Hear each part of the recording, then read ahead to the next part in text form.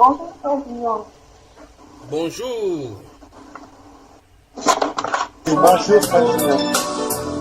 Bonjour.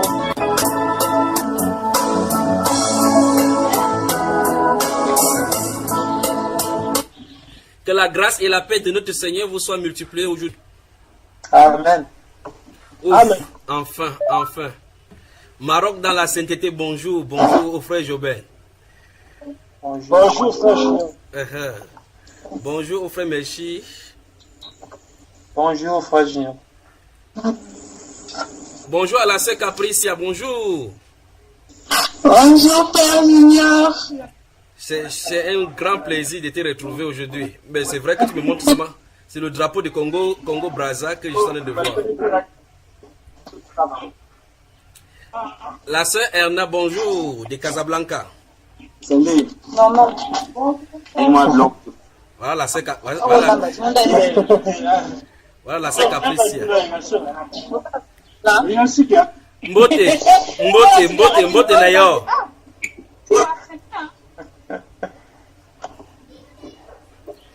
C'est le moment de parler des âmes de presse. Le frère Presse, bonjour, du côté de Rabat. Je crois que le frère Presse a quelques soucis avec sa connexion. Je crois qu'en dehors. Le frère Presse, ça va? Frère Junior. Oui. En fait, je vais vous rejoindre un peu plus tard. Je suis avec quelqu'un là. C'est une sœur avec qui on est en train de partager la parole également. Partagez le capitaine, partagez mon capitaine, partagez. Elle est là, elle peut vous saluer. Regardez, elle est là. Salut. Bonjour. Shalom à la sœur. Shalom. Que le Seigneur vous bénisse, que le Seigneur vous conduise. Amen. Ok, Oui. je ferai plus tard. Oui. Que Dieu vous bénisse. Oui, tu entres quand tu veux. La sœur, le frère Presse, c'est toi qu'on attend depuis, ta connexion n'est pas bonne du tout.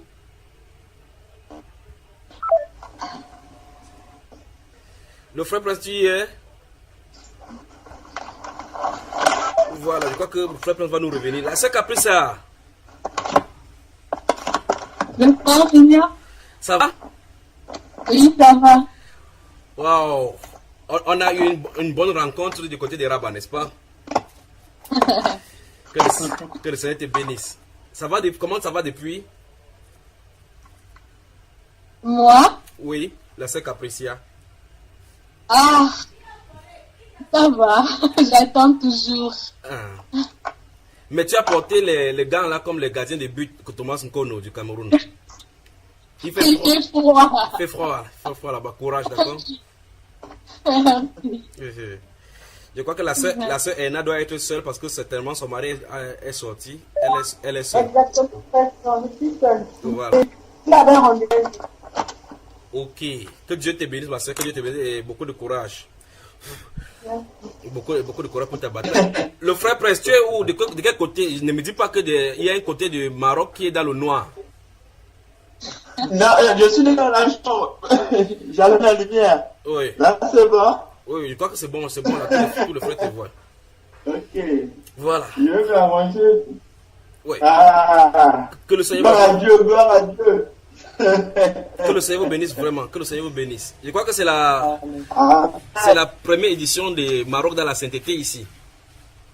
Frère Melchi, on a fait le chassé-croisé pendant que nous venions au Maroc. Toi, tu étais du côté de Brazza. De Brazza, exactement. Oui. Mais de toute façon, on va se voir.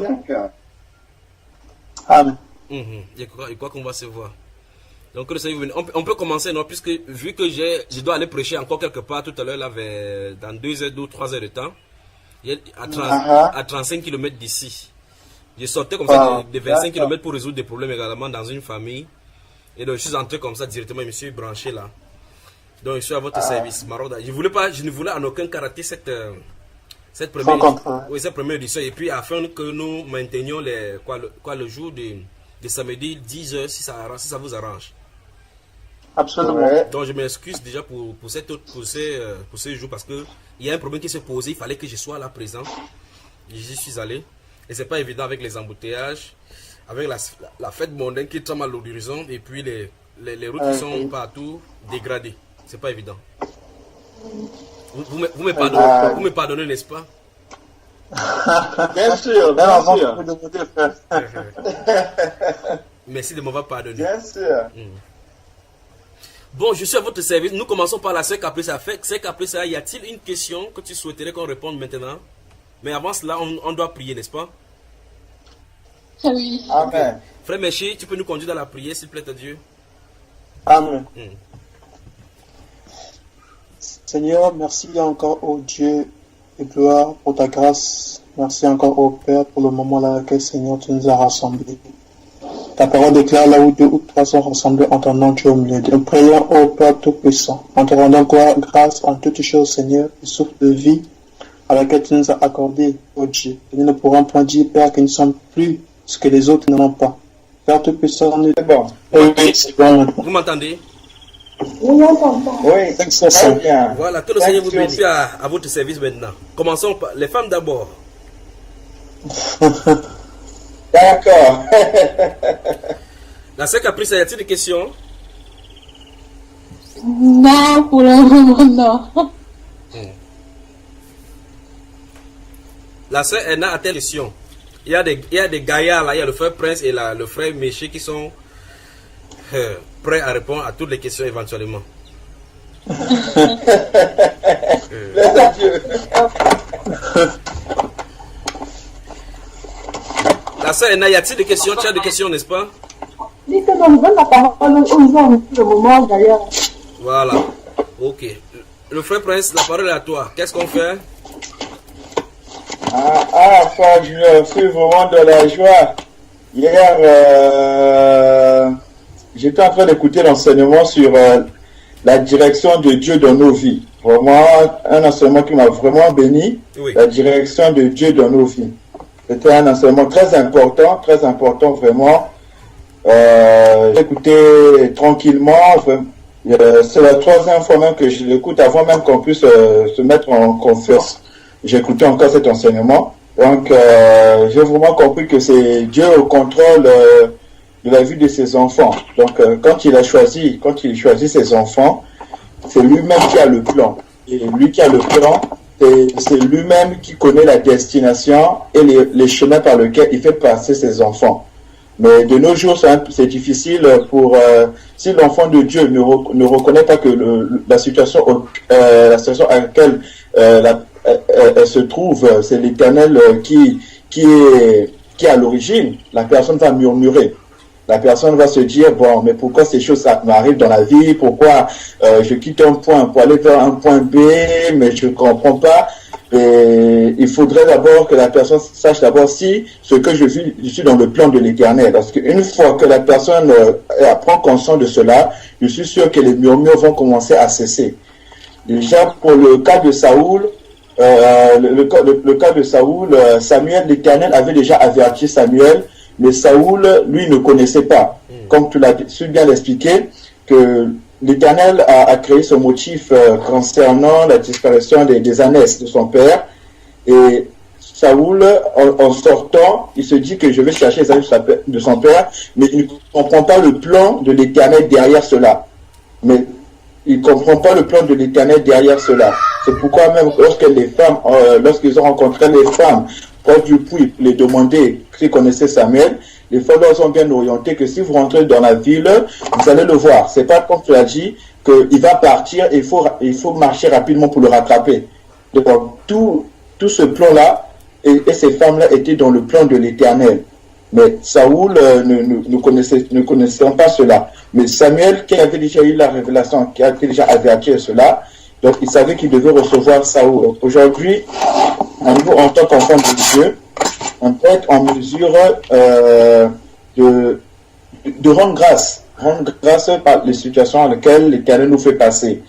C'est des situations que si l'Éternel nous fait passer par cela, c'est pas pour nous détruire, c'est pas pour nous tuer. Il forme en nous un caractère pour nous amener quelque part là où son nom va être glorifié.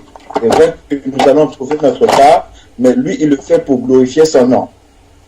Il le fait pour glorifier son nom. Et la plupart, je comprends aussi que aujourd'hui, si les chrétiens arrivent souvent à murmurer, c'est le fait de prier et de vouloir choisir la solution soi-même. Du genre que je prie à l'Éternel que j'ai faim, Seigneur, j'ai faim, donne-moi à manger. Et c'est encore moi qui donne encore de l'ordre, qui donne de l'ordre à l'Éternel comment la nourriture va venir. Alors ce n'est pas cela. L'Éternel sait déjà la situation auquel son enfant se trouve, si son enfant a faim, et c'est l'Éternel lui-même qui sait où l'enfant va trouver la nourriture, afin que son nom se glorifie. Mais aujourd'hui, le chrétien, il présente la requête à l'Éternel et il donne encore l'ordre à l'Éternel comment la chose va se faire. Et du coup, l'Éternel ne s'en glorifie plus, mais c'est le chrétien lui-même qui s'en glorifie. Alors que l'Éternel, dans tout, quand je vais dans, je lis les livres d'Hébreux, les héros de la foi, c'est l'Éternel qui se présente à ses serviteurs, c'est l'Éternel qui dit, je prends l'exemple de Moïse, l'Éternel qui dit à Moïse d'aller délivrer le peuple, et c'est l'Éternel qui dit à Moïse comment il va faire pour délivrer le peuple. Mais c'est pas Moïse lui-même qui donne l'ordre à l'Éternel que moi je vais délivrer le peuple, je vais faire ceci, je dois faire cela. Donc il se laisse conduire par les instructions de l'Éternel. L'Éternel, en envoyant Moïse, il sait bien que Pharaon a une grande armée et que Moïse est seul. L'Éternel est conscient de cela. Il sait bien. Moïse, il a dit, mais Seigneur, mais qui suis-je? Je suis seul. Pharaon, il est redoutable, il a des soldats, il a une armée. Mais moi, comment je pourrais faire pour délivrer un peuple ainsi? Mais l'Éternel dit que non, mon ange marchera devant toi. Qu'est-ce que tu as à la main? L'Éternel lui a donné par les moyens qui ne sont pas adéquats, des moyens insignifiants pour que l'Éternel s'en glorifie. Donc c'est pas Moïse qui donne l'ordre à l'Éternel que Seigneur, je vais délivrer le peuple d'Israël, donne-moi aussi une armée, donne-moi des soldats, comme ça on va se confronter avec Pharaon et on va voir qui va gagner.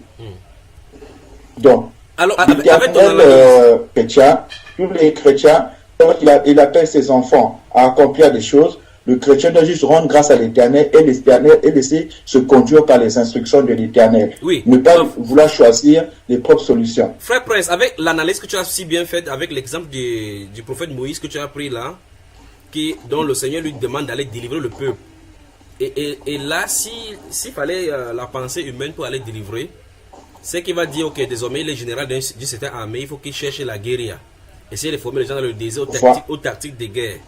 Chercher les armes lourdes pour aller combattre contre Pharaon. Mais curieusement, c'est le bâton avec lequel il utilisait chaque fois pour chasser les brebis dans le désert, que Dieu dit, ah, savez ça, qu'il faut aller délivrer un peuple. Et quand on se situe à cette période-là, Pharaon à ce moment-là est comme les États-Unis aujourd'hui, puissant en armée. Dans cette époque-là. Voilà. Et là, un être humain va se présenter là-bas avec, ainsi parle l'Éternel, avec le bâton pour dire, laisse partir le peuple. Là, je pose la question. Avec l'analyse que tu as faite par rapport à cet enseignement, la direction de Dieu dans nos vies, tu penses que quel est le problème aujourd'hui, nous chrétiens et nous qui disons croire en Dieu? Quel est le problème en analysant ainsi? En analysant ainsi, déjà, d'abord, frère Junior, il faut d'abord être honnête en soi-même, de savoir se positionner en Christ. Il faut d'abord être honnête, parce que aujourd'hui les chrétiens se séduisent soi-même de gauche à droite, surtout quand tu viens de plusieurs dénominations. Tu as reçu beaucoup de choses, beaucoup des enseignements. Du coup, tu n'arrives plus à te situer. Il y a beaucoup de chrétiens qui se séduisent, parce que l'origine des murmures et les doutes vont venir encore que est-ce que réellement l'Éternel m'a appelé? Est-ce que réellement je suis ancré en Christ? Est-ce que réellement la vie que je mène, est-ce que je suis dans un plan divin où l'Éternel va s'en glorifier? Parce que plusieurs personnes viennent de différentes dénominations, c'est souvent les ondits. Il y a des personnes humaines en secret, ils n'ont pas vraiment eu cette communion avec l'Éternel, mais en allant dans une assemblée, on les a dit que non, toi tu seras ceci, tu seras cela, tu seras appelé à ceci. Mais la personne, est-ce qu'elle-même en secret, est-ce qu'elle a eu cette communion avec l'Éternel ou l'Éternel l'a confirmé cela? Voilà. Parce que s'il n'y a pas ça, frère Junior, la personne va continuer à tâtonner et va changer de prédicateur en prédicateur et va commencer à se donner, comme le Seigneur l'a dit, une foule de docteurs par rapport à ses désirs, par rapport à ses penchants. C'est ça qui fait le désordre aujourd'hui. C'est ça qui crée vraiment un désordre. Oui. Parce qu'il y a des moments où il faut se dire, ah, mais la situation que je vis là, est-ce que réellement moi je suis dans le plan de Dieu? Est-ce que réellement l'Éternel a un intérêt dans ma vie? Est-ce que l'Éternel, ce que les épreuves par lesquelles je suis en train de passer, est-ce que c'est pour m'amener à un endroit où l'Éternel va vraiment s'en glorifier et que son nom sera élevé? La plupart des demandes, frère Junior, ces dénominations ont poussé aux fidèles de demander l'intérêt personnel. C'est pas pour Seigneur m'appelle pour délivrer les autres. C'est pas le témoignage que Seigneur m'appelle que voilà, il y a des orphelins, il y a des malheureux, il y a des personnes qui doivent connaître Christ, mais c'est plus pour développer l'intérêt personnel, l'élévation, développer l'élévation. C'est toi qui va aider ta famille, susciter l'orgueil chez les chrétiens. Oui. Donc du coup maintenant, et quand les vraies épreuves arrivent, ils sont confondus, ils se disent et pourtant tel pasteur avait dit ça à mon sujet, mais quand je vois la situation auquel je me trouve, ça n'a rien à voir. Oui, donc il y a eu une panoplie de séduction. Donc ceux qui ont été séduits doivent d'abord enlever le venin là. Ils doivent vraiment enlever ce venin de la séduction là. Comment faire pour enlever ce venin, puisque c'est à l'intérieur, dans notre esprit, dans les pensées? Comment faire? Comment quelqu'un qui se trouve dans cet état de séduction dont tu fais état, comment peut-il faire donc pour enlever cela? Pour que la personne puisse commencer à enlever cela, la personne doit d'abord repartir à zéro, commencer déjà à être honnête dans son cœur. Sois d'abord honnête dans ton cœur là, sois honnête dans ce que tu fais. Sois honnête d'abord, commence à enlever tout ce qui te nuit, tout ce qui te nuit de ne pas avancer dans un truc de séduction, de ne pas avancer avec des paroles, tu sais que ça ne s'applique pas dans ta vie, mais tu fais comme si ça s'appliquait et tu vas de l'avant. Non, commence à être honnête avec toi-même. Frère Prince. Une vraie repentance, la repentance, voilà, la vraie repentance. Frère Prince, quelqu'un t'écoute maintenant. Il fait une analyse en disant qu'effectivement, depuis plus de 20 ans, je suis dans la foi, malgré la confession, je ne vois pas les choses arriver telles que positionnées en Christ. Dès qu'il t'entend là, première chose, qu'est-ce qu'il doit faire? La première chose que je peux exhorter à mon frère et à ma soeur, de commencer à faire la vraie repentance de elle et l'Éternel, d'avouer ses transgressions. Parce que il faut d'abord recevoir la miséricorde. Parce que tu ne peux pas avancer comme ça là si tu n'as pas la miséricorde de l'Éternel. Tu vas aller dans la tétuité, c'est la rébellion. Il faut que la miséricorde, et cette miséricorde, tu le verras. C'est pas, tu vas le sentir et tu verras comment ça se manifestera. Il faut une vraie repentance. Parce que aujourd'hui, frère Junior, qu'est-ce que la repentance des gens font? On sélectionne. Aujourd'hui, allô? Oui, c'est le frère Jobin qui est venu avec les boîtes de nuit là-bas. Il est venu faire les boîtes de nuit, il est venu entrer avec les boîtes de nuit, le frère Jobin. Donc le frère Jobin, coupe ton micro parce qu'on est en pleine conversation là, comme ça tu pourras écouter. Voilà, merci. Continue mon frère. Merci. Donc, la vraie repentance aujourd'hui, frère Junior, les gens font une repentance par sélection. Du genre que je veux voir faire un Junior, je veux lui élaborer seulement 5 confessions. Tu vois, la personne se méfie même de se confesser. Avec un autre pasteur, la personne a fait. Donc, les gens, par prédicateur, ils choisissent la repentance à dire. Et la repentance que les gens disent à chaque prédicateur, c'est par rapport aux besoins. Du genre qu'il peut venir que je viens, ses frères juniors, la personne vient avec un besoin de mariage et ne va que te confesser que ce qui concerne le mariage. La personne ne va pas te confesser les autres trucs du domaine de la vie. Mais c'est que, bon, avec notre pasteur là-bas, lui, c'est le travail. Donc, je lui confesse seulement les activités du travail. Donc, les gens font des confessions par rapport au docteur, par rapport aux besoins et aux personnes qui se donnent. Mais l'Éternel le dit, entre dans ta chambre, soit dans le secret, prie l'Éternel, confesse. Les gens, il faut repartir à zéro. Il faut commencer à énumérer qu'est-ce que tu as fait dans la vie qui n'a pas plu à l'Éternel. Tu peux écrire, tu peux faire une note, tu peux prendre un cahier, tu commences à énumérer ce qui t'a éloigné de la voie de l'Éternel. Parce qu'il y a forcément un début à quelque chose. Absolument. Tu ne peux pas quitter la voie de l'Éternel du jour au lendemain comme ça. Il y a forcément un début, il y a quelque chose qui a déclenché dans ta vie qui t'a poussé à ouvrir une porte qui t'a éloigné de l'Éternel. Il y a forcément un début. Personne va naître comme ça et va commencer à s'égarer. Non, il y a toujours un début à quelque chose. Et si quelqu'un nous écoute et que c'est un pasteur qui a introduit il y a des choses comme les mauvaises doctrines et qui séduit donc les frères, les sœurs comme ça dans cette direction-là, en t'écoutant comme ça, et puis quelque chose lui vient en pensée en disant qu'on s'adresse à toi. Qu'est-ce qu'il lui doit faire en tant que pasteur? Bon, pour le pasteur qui a induit les fidèles de mauvais devis. En parlant de ça, frère Junior, aujourd'hui j'ai fait un songe. On était en réunion. Nous étions 12. On était dans un champ. Et dans le champ, il n'y avait qu'une seule maison. C'était la maison là où on faisait la réunion. Dans un champ de blé. Il y a le blé, les champs de maïs comme ça. C'était vraiment un champ vaste. Mais il y avait une seule maison dans ce champ. Dans cette maison-là, nous étions 12. Et dans les 12, il y avait 4 personnes. Il y avait 2 filles. Parmi les 2 filles, il y a une amie dont j'ai fréquenté ici au Maroc. Frère Junior qui était là avec la sœur Grace. Il y avait le frère Francis qui était avec sa femme. Il y avait le frère et il y avait aussi ma maman. Nous étions 12 dans cette maison. Maintenant, frère Junior, le thème c'était le chemin vers votre destinée.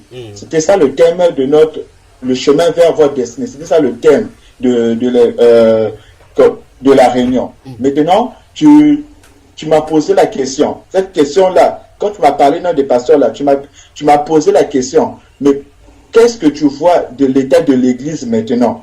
J'ai dit ça, frère Junior, je vois, il y avait l'église, il y avait un cobra sur l'estrade, et en bas, les fidèles, c'était des souris.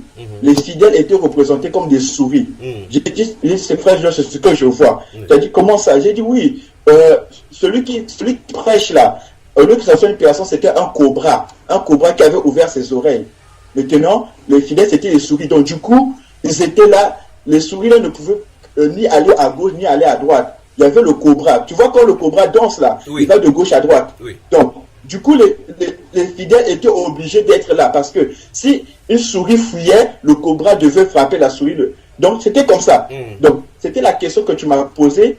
Tu m'as dit, comment tu vois l'état de l'église actuelle? Et directement, l'image là s'est fichée. J'ai dit, mais comment ça un cobra peut être sur l'estrade et puis en bas, ce sont des souris? Donc, c'était ça. Et le thème de l'exhortation, c'était sur le chemin de votre destinée. Donc, tu étais en train de me poser des questions. Tu me posais des questions. Donc, frère Junior, ce pasteur qui est induit là, lui, il a accompli seulement sa mission.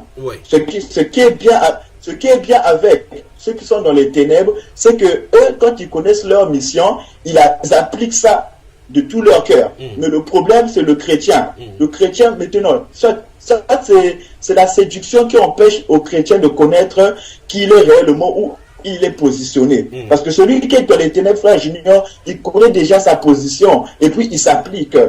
Et ceux qui sont même dans les ténèbres, ils sont plus organisés que les chrétiens. Ils ne sont pas dans la distraction, ils sont attentifs. Ils accomplissent leur mission à la lettre. Une personne qui est dans les ténèbres. Mais le problème, c'est le chrétien lui-même. Il ne sait pas s'il est chrétien et il ne connaît pas sa position. Du coup, c'est pour ça que, voilà, on est ballotté. Mais comment ça, les souris avaient peur? Les souris, c'était des fidèles. Ils avaient peur de partir après Junior. Donc, le cobra partait de gauche à droite. Donc, si les souris voulaient aller à gauche, la tête du cobra partait à gauche. Si les souris voulaient aller à droite, la tête du cobra partait. J'ai dit, ok. Donc, c'est comme ça que la captivité est. Donc, aujourd'hui, beaucoup sont captifs comme ça. Donc, on ne connaît pas l'esprit qui est en train de prêcher les personnes là. Il y a beaucoup qui disent, mais la personne là me prêche de la fausseté, mais je ne peux pas fuir. La personne là me prêche, c'est pas la Bible, mais je ne peux pas fuir. Donc, c'est un cobra. Et ce cobra là a effrayé tellement l'assemblée que les souris étaient obligées de rester là. Donc là, il n'y a que l'Éternel. Pour délivrer. Permets-moi, avant qu'on n'ait pas de voir ce que tu as dit là dans la Bible, avant de prendre une petite esquisse d'enseignement, de parler au frère Méchi. Frère Méchi, qu'est-ce que t'inspire, non seulement son songe et la réaction de ce que... Qu'est-ce que ça te dit, tout ce que le frère a développé là? Oui, frère Junior, ça me dit beaucoup de choses. Même sur mon propre parcours, je l'ai même vécu. Là où on sait très bien qu'il y a des pasteurs qui prêchent des choses, bien que ce n'est pas de la parole, mais avec la position. Ou bien l'autorité qu'a le pasteur de l'assemblée, on ne peut pas partir. Donc on est figé à rester de l'assemblée, à ne que dire que c'est lui qu'on doit suivre, parce que à gauche et à droite, il y a des songes qui se fait valoir, qui dit que voilà, l'homme de Dieu qui est là, c'est lui que le Seigneur a envoyé, il faut le suivre.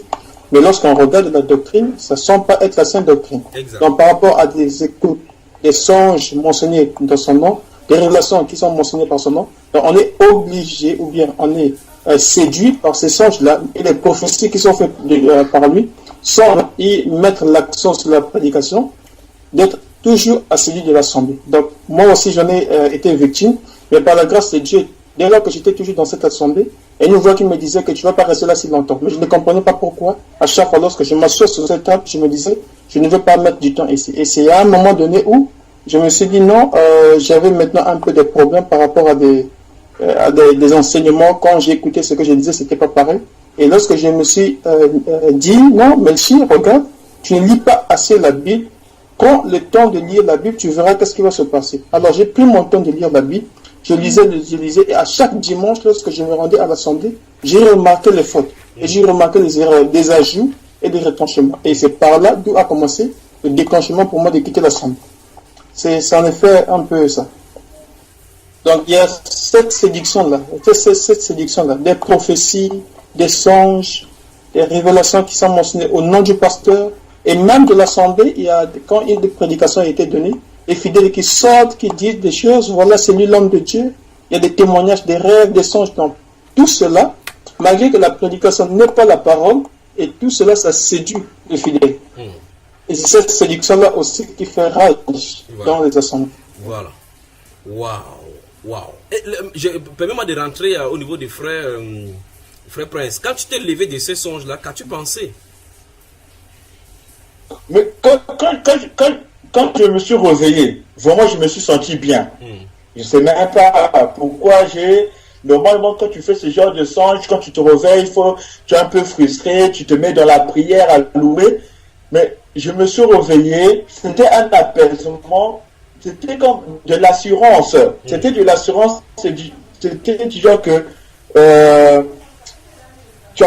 tu as vu ces choses, donc l'Éternel lui-même qui a permis que je voie ça, lui-même, il est au contrôle. J'ai cette assurance-là, du genre que, non, c'est l'Éternel qui m'a montré. Je n'ai pas fait une prière, quelqu'un pour dire, Seigneur, montre-moi. Et puis, c'est toi qui m'as posé la question dans le songe, frère Junior. Donc, l'Éternel, au travers de toi, me pose la question. Tu me poses la question, tu me dis, Prince, comment tu vois l'état de l'église actuelle? Tu m'as posé la question dans le songe. J'ai dit, frère Junior, et directement, l'image, donc je suis là, voilà, c'est comme Ézéchiel, non? Quand l'Éternel a mené en esprit pour voir ce voilà. Donc, du coup, je suis dans l'assemblée, donc je suis le seul sous forme humaine, mais le reste, les fidèles, ce sont des souris. Donc, les fidèles ont été représentés par des souris, et celui qui prêchait, c'était le cobra. Je lui dis, donc je suis le seul sous forme humaine de regarder le spectacle. Donc, le spectacle, et puis je t'ai relaté ça, je t'ai expliqué ça. Donc, en me revenant, j'ai dit, j'ai remercié le Seigneur, et j'ai demandé, Seigneur, que je fasse encore preuve de discernement. Parce que quand l'Éternel montre ces choses-là, frère Junior, donc, de le côté obscur, ils sont informés aussi que l'Éternel a ses enfants qui les fait révéler ces choses-là. Absolument. C'est rapide, c'est comme l'éclair. Donc, au même moment que je suis informé, au même moment, eux aussi, ils sont informés que l'Éternel a permis à un de ses enfants de voir ce que nous faisons. Donc, du coup, maintenant, mais frère Junior, le serpent, c'est quoi? Le serpent, c'est la séduction. Le serpent, c'est la séduction. Absolument. Le serpent, c'est la séduction. Imaginez déjà que non, celui qui est là-bas déjà, son état d'esprit, son âme, c'est la séduction. Mais mais une personne qui vient pour séduire, mais il vient vous dire ce que vous voulez entendre. Donc imaginez comment dans les gens sont en captivité sur leur désir. Donc du coup, quand la personne va sortir de là, la personne va dire que Mais là où était le séducteur, j'étais bien, le séducteur là m'avait dit des bonnes choses. Du coup, quand les épreuves vont venir dans la vie, la personne est perdue, la personne ne sait plus si elle est chrétienne, si elle est du côté de l'ennemi. Parce que quand tu es séduit, ça te peut perdre les repères. Une personne qui te séduit te fait perdre les repères. Je crois que dans un des enseignements, l'apostasie et la séduction par des miracles, j'en avais parlé de toutes ces choses-là. Maintenant, il y a des gens qui peuvent nous écouter et puis dire par exemple que je m'en fous de ce que ceux-là font, je m'en vais seulement pour prier Dieu comme les gens le disent. S'ils veulent faire, ils ne veulent pas mettre mes bouches là, ils ne veulent pas mettre mon doigt, ils ne veulent pas trop entrer en profondeur. Si c'est Dieu, c'est son problème. Si c'est Satan, je ne sais pas. Mais tout ce que j'ai à faire, c'est de savoir qu'il m'avait servi Dieu. Qu'est-ce que les chrétiens, ceux qui suivent ces pasteurs-là aujourd'hui, les pasteurs aujourd'hui, qu'est-ce qu'ils devraient faire concrètement, le frère Meshi?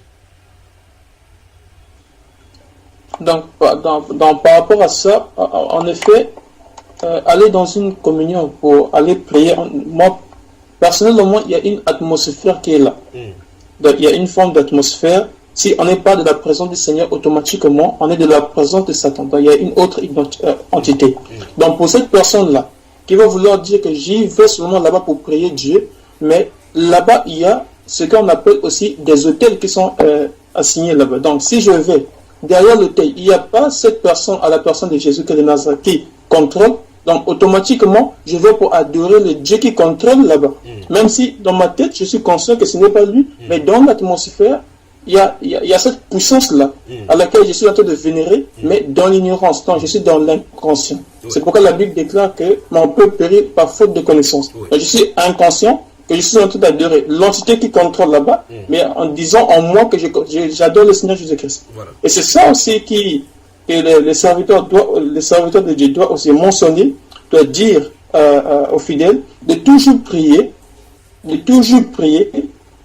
en voulant connaître premièrement l'état de la personne qui vous enseigne la parole. Voilà. Donc afin que le Seigneur puisse révéler l'état du pasteur qui enseigne la parole. Et si ce pasteur-là est de Dieu, automatiquement, je crois de tout mon cœur que le Seigneur te montrera que celui-ci, c'est la vraie personne à laquelle tu dois communier ensemble. Voilà. Parce que lorsqu'on participe à l'assemblée des saints, je pense que le Seigneur est à l'intérieur. Quand on n'est pas dans cette assemblée, en tout cas, le Seigneur n'est pas là. Voilà. Donc, on doit prier. Premièrement, prier pour connaître l'état spirituel du prédicateur, du dirigeant, celui qui est le berger de cette communauté. Il y a quand même les gens qui ont prié ou bien qui n'avaient même pas prié pour demander tel que tu viens de le dire, mais ont souvent les visions de leurs pasteurs qui, sous l'estrade, se trouve le serpent, ou bien derrière l'estrade, où se trouvent les rideaux de serpent ou des gros serpents. Mais jusque-là, ils se trouvent là-bas dans cette même assemblée, ils restent là-bas. Là maintenant, il y a ce que moi souvent j'ai toujours remarqué, c'est la majorité souvent dans ce monde-ci commence à donner, sous-entendre être la vérité. Donc quand quelque chose est trop majoritaire, on commence à souvent dire que c'est ça réellement la vérité, alors que c'est la fausseté. Alors dans certaines églises, selon j'ai mentionné ça tout à l'heure, que il y a beaucoup de révélations, beaucoup de songes, beaucoup de témoignages, beaucoup de prophéties.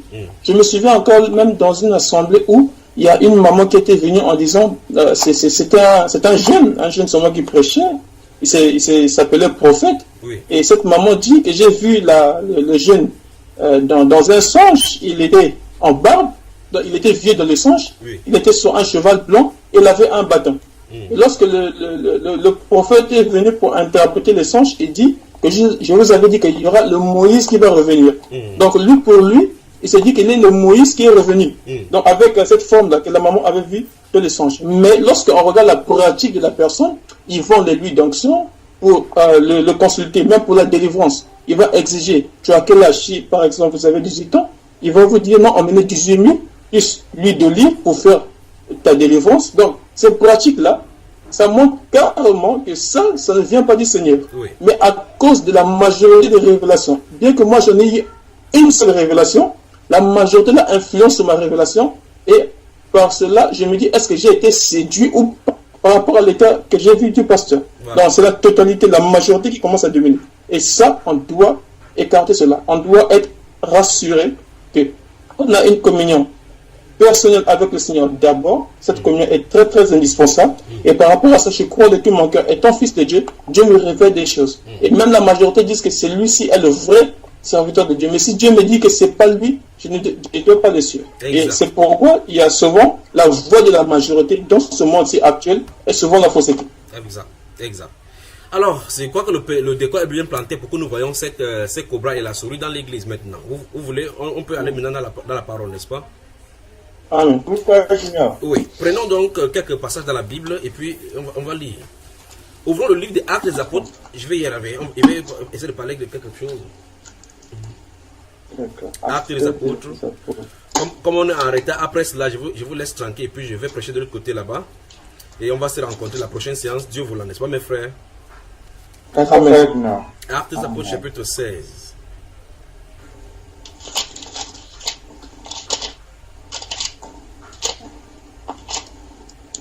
Actes des Apôtres, chapitre 16. En fait, quand je vais lire ici, je vais lire d'autres passages et puis je vais commenter. Chapitre 16, à partir du verset 12. Non, prenons à partir du verset 15. 15. Non, 16. Prenons le 16 en montant. 16 en montant, c'est bon. Voilà. Comme nous allions au lieu de prière, une servante qui avait un esprit de python et qui, en devinant, procurait un grand profit à ses maîtres, vint au-devant de nous et se mit à nous suivre, Paul et nous. Elle criait, ces hommes sont les serviteurs du Dieu très haut et ils vous annoncent la voie du salut. Elle fit cela pendant plusieurs jours. Paul, fatigué, se retourna et dit à l'esprit, je t'ordonne au nom de Jésus-Christ de sortir d'elle. Et il sortit à l'heure même. Verset 19. Les maîtres de la servante, voyant disparaître l'espoir de leur gain, se saisit de Paul et de Silas et les traînait sur la place publique devant les magistrats. Il les présentait aux prêteurs en disant, ces hommes troublent notre ville.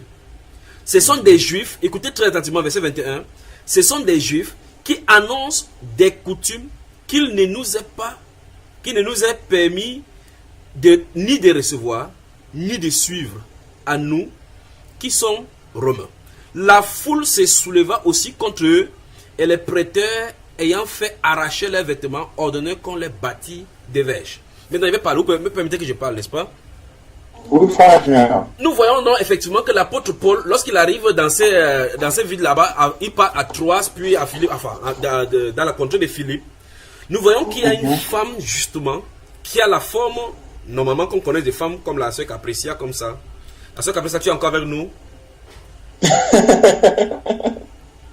Ou bien le froid t'a fait, tu t'es couvert et puis tu es dormi. Bon, là, je crois que la sœur Erna, elle est là.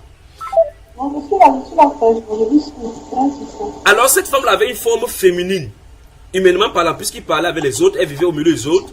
Mais là, se trouvait à l'intérieur et en plein, quoi? Un esprit de serpent, de python.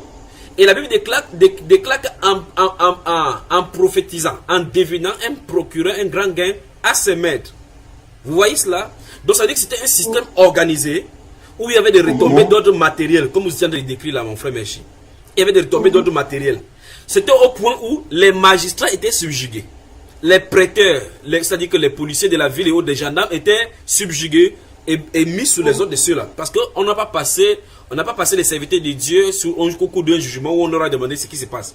Ils disent clairement dans leur accusation, ils disent que ces hommes qui sont juifs sont venus ici et ils nous enseignent des coutumes et des traditions qui ne nous ont même pas permis d'accepter ni de recevoir à nous qui sommes romains. Donc de ces phrases-là, il ressort que 1.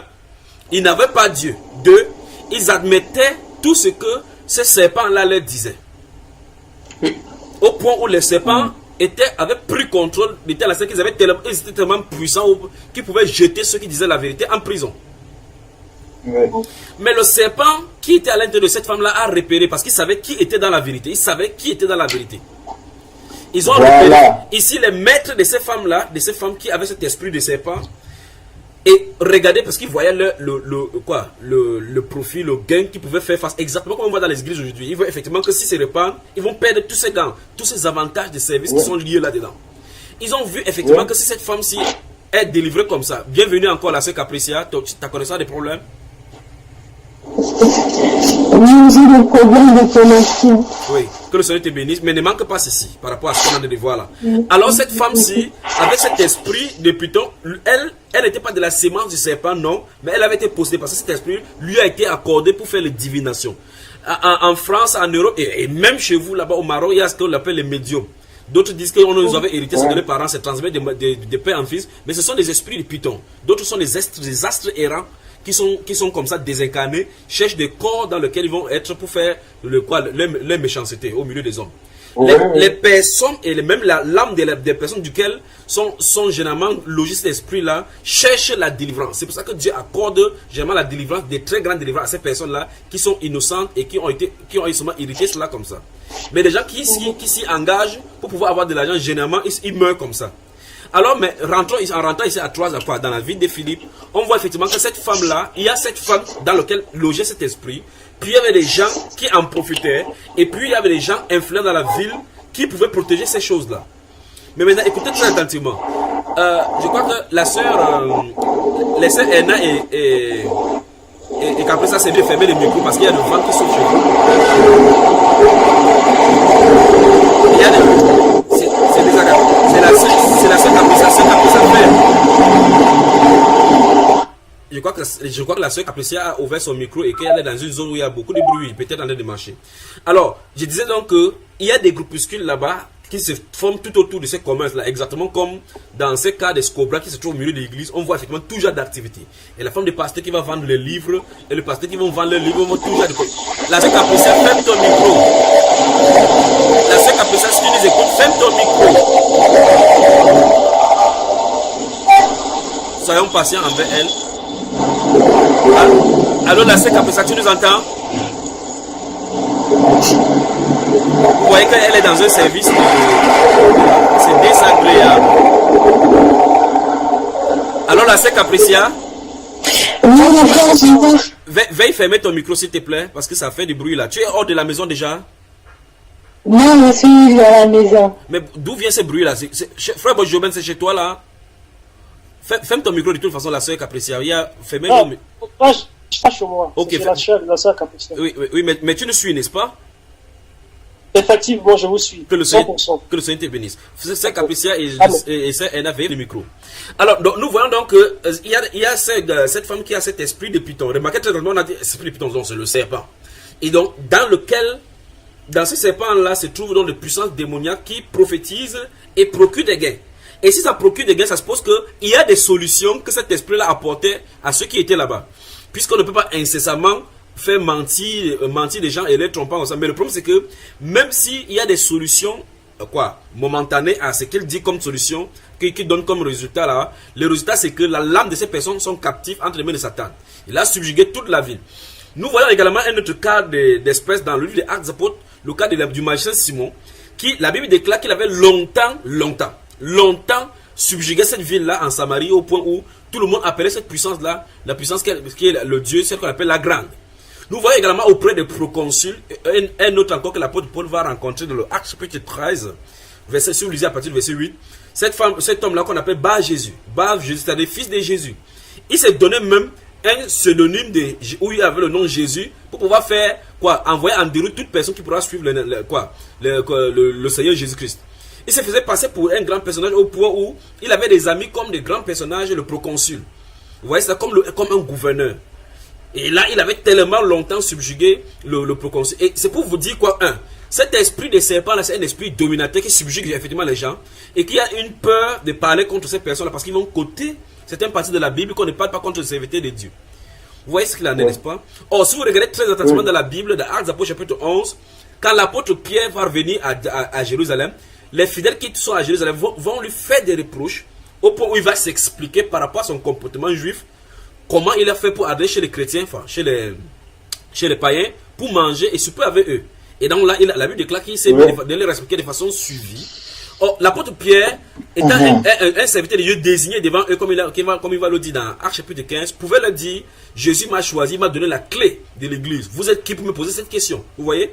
Mais il savait effectivement que, bibliquement parlant, spirituellement parlant, il doit leur rendre des comptes. Parce que nous sommes frères les uns les autres. Donc c'est normal que les frères lui posent des questions par rapport à son comportement, par rapport à son agissement. Mais aujourd'hui, les gens à bague de serpent et ceux qui ont avalé le serpent ne veulent même pas qu'on les parle. C'est pour ça que vous voyez toute cette panoplie de gardes du corps et ces protocoles tout autour d'eux pour qu'ils ne soient pas touchés. Au point où même ils sont avec les autorités de telle façon que si vous mal parlez même d'eux en parlant, en dénonçant leur œuvre, ils vont vous traîner devant les lecteurs, devant les tribunaux et devant les prêteurs comme on a vu le cas de l'apôtre Paul ainsi. Mais il y a quelque chose de révélateur à l'intérieur là, dans l'accusation qu'il a fait de l'apôtre Paul, c'est il ne nous est pas permis de recevoir ni d'accepter ce genre de coutume. Vous voyez, ça veut dire clairement que ce qu'il venait de recevoir, quand l'apôtre Pierre est entré en scène, il venait de recevoir une autre chose dont la doctrine initiale là-bas ne leur permettait pas de recevoir quoi que ce soit.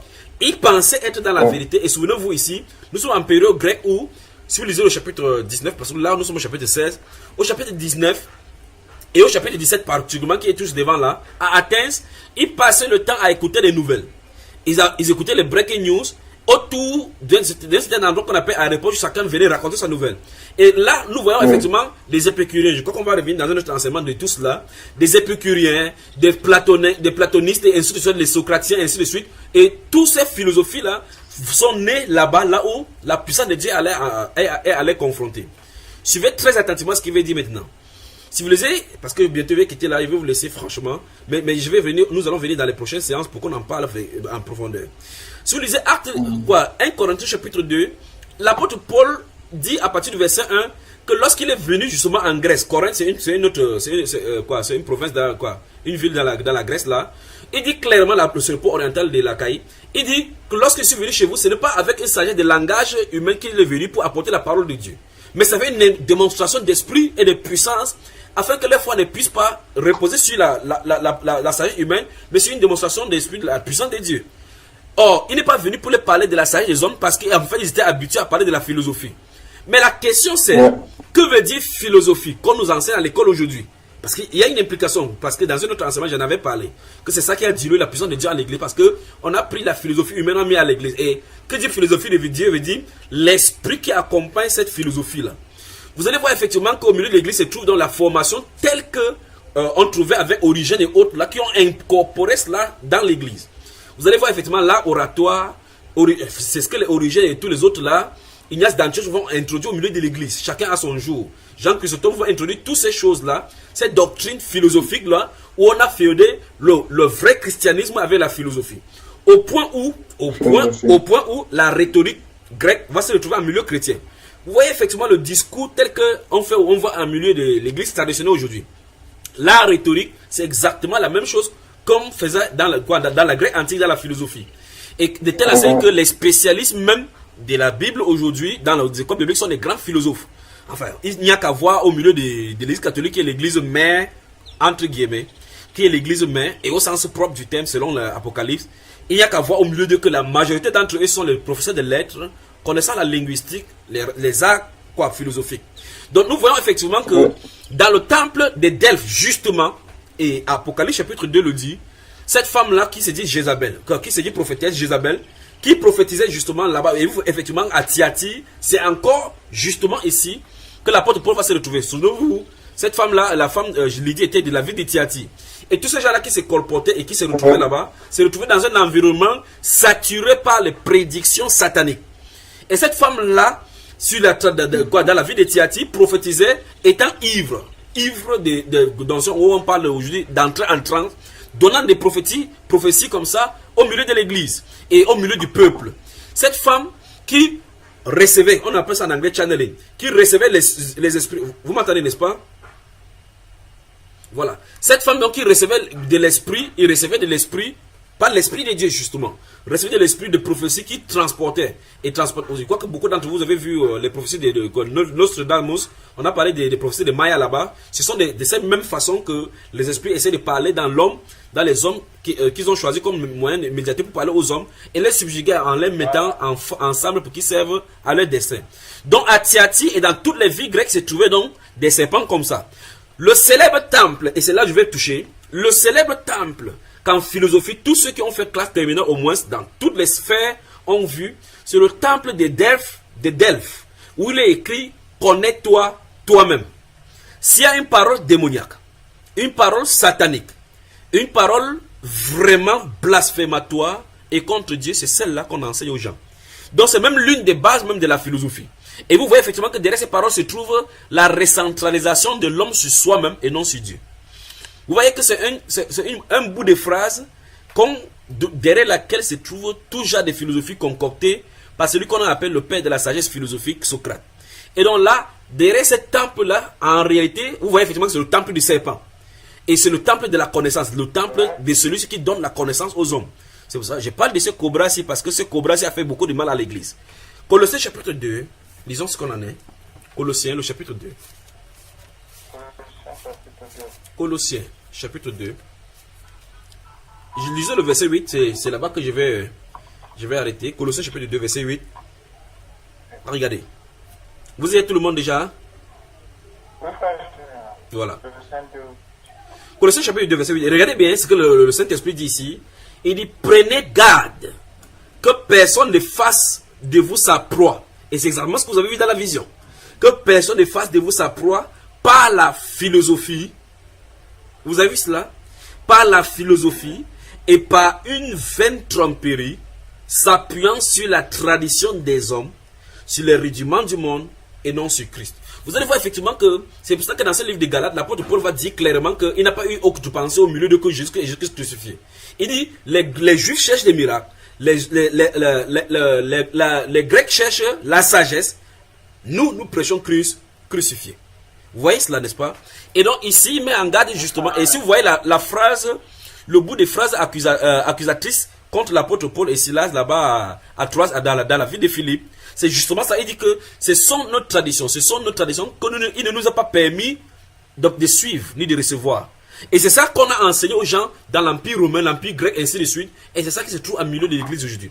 L'apôtre Paul, donc, par le Saint-Esprit, en avait averti. C'est pour ça que dans Galates chapitre 1 également, verset 6 jusqu'au verset 9, il va dire qu'il y a des gens qui vont renverser l'évangile de Christ. Il a prophétisé ainsi. Il a dit qu'il faut pas qu'il y ait notre évangile, mais il y a des gens qui doivent vouloir renverser l'évangile. Et il dit donc que l'évangile a été prêché de telle enseigne que si quelqu'un vient encore, même si c'est un ange, même si c'est eux-mêmes, vient redire autre chose, autre que ce qui est écrit dans l'évangile, qu'on soit anathème. Mais aujourd'hui, on voit des cours de leadership chrétien à l'intérieur. Cours des porteurs de vision à l'intérieur aujourd'hui, au milieu chrétien. Cours d'un bon manager, je ne sais pas comment ils appellent tout cela. Cours d'un bon psychologue. Ils disent qu'un pasteur, c'est aussi un bon psychologue, dans une certaine mesure. Et tout cela, ils empruntent cela dans la Grèce. Vous voyez effectivement que, à contrario, ou mieux, de l'autre côté, en laissant le Saint-Esprit utiliser les corps comme il veut pour pouvoir manifester sa gloire, le serpent est entré en clair dans l'église avec sa philosophie, sa tradition, sa soif de connaissance, comme il a voulu faire dans la Genèse, en impliquant ces connaissances-là à ces agents qui viennent maintenant pour pervertir l'œuvre de Dieu. Que Dieu vous bénisse. Nous allons continuer cette histoire de cobra et la souris là la prochaine fois. Que le Seigneur vous bénisse. Maroc dans la sainteté, c'est l'avant-goût ça. À la prochaine séance, nous allons travailler. Que Dieu vous bénisse. Donc, je vous laisse. Permettez-moi que je ne pas prêcher. Je ne pas faire ça pourquoi? Parce qu'il y a des annonces là à faire. D'accord, que Dieu vous bénisse. Que Dieu vous bénisse. Que Dieu vous bénisse.